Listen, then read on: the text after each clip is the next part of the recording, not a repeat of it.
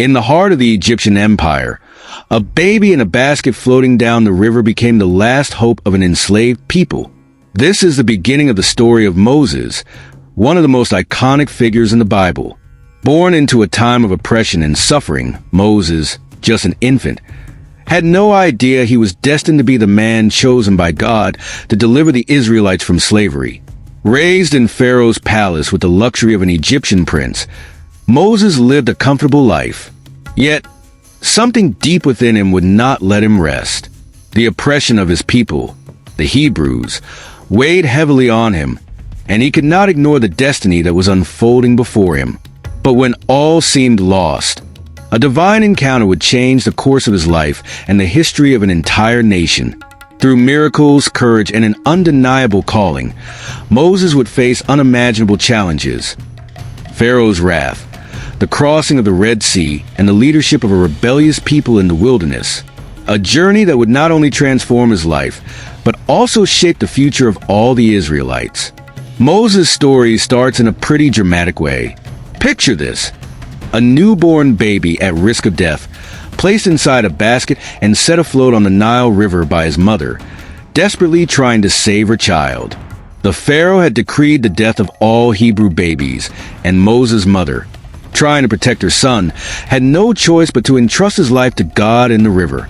The basket floats along the water until it is discovered by Pharaoh's daughter, who decides to adopt the child and raise him as her own.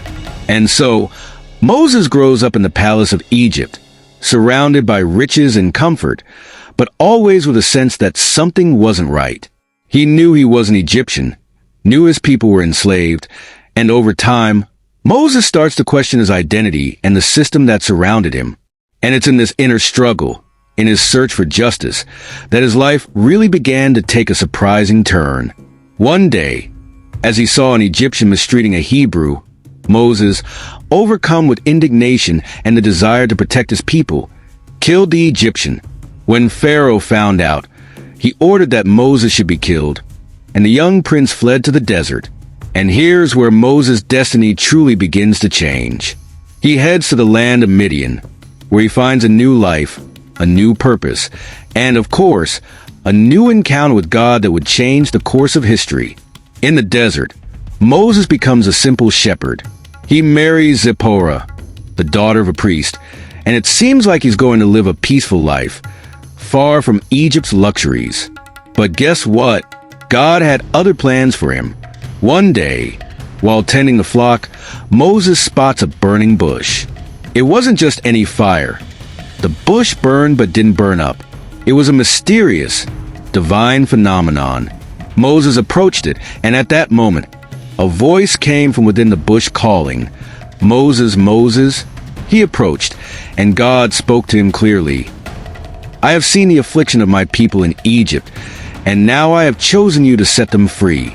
Moses was in shock. Of course.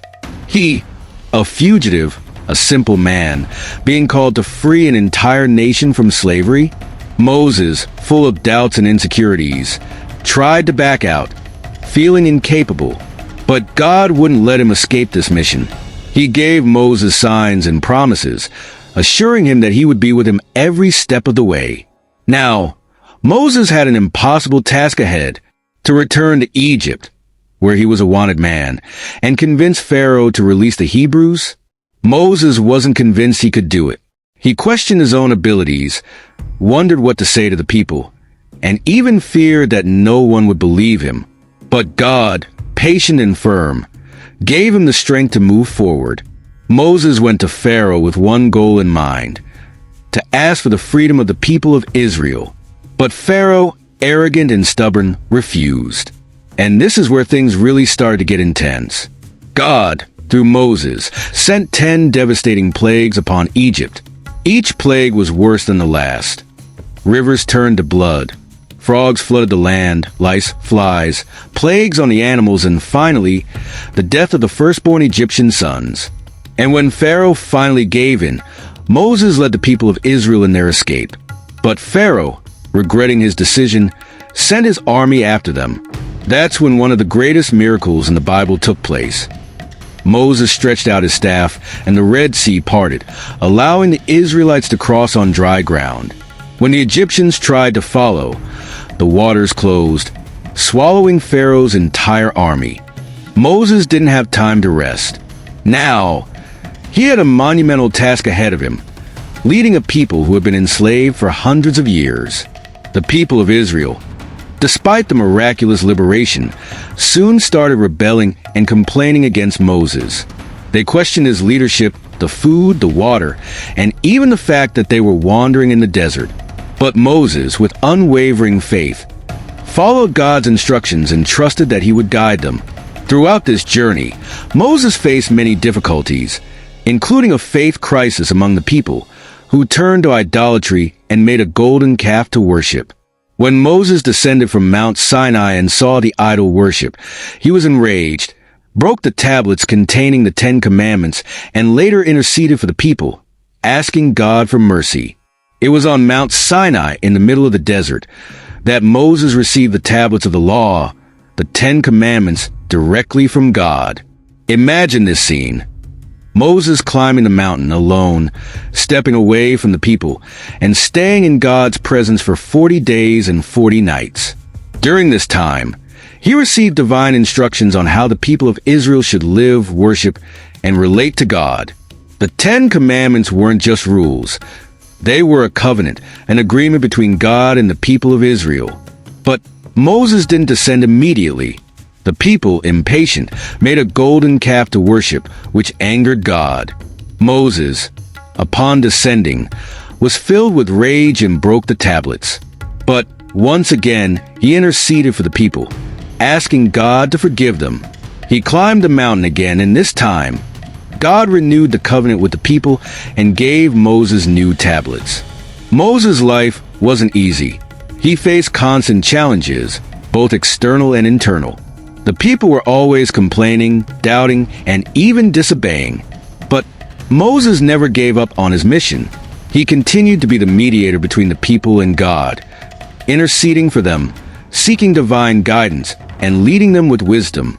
Throughout this journey, God also made Moses see his own limitations.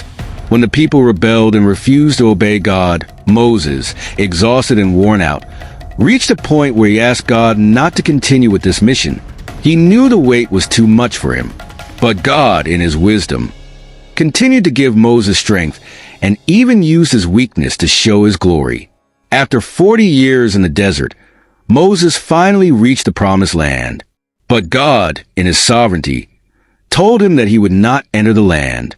Moses climbed Mount Nebo, looked out at the land God had promised to his people, and there in peace he died.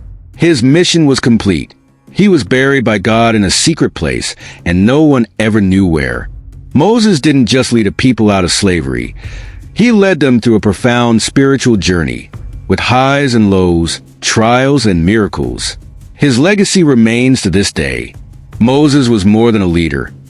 He was an example of faith, perseverance, and obedience to God, facing enormous difficulties with courage and trust.